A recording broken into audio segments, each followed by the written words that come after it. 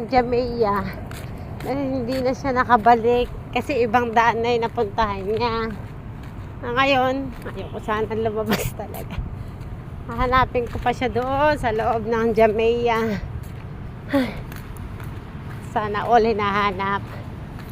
Oo. Napakainit. Napakasakit. Atong Annabelle na to, nasaan na ba ito eh? Ay!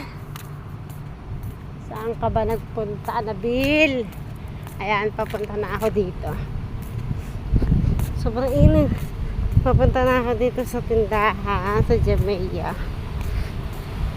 Kasi sobrang hindi niya alam yung ano, pauwi. Nakapunta siya pero pabalik hindi niya alam.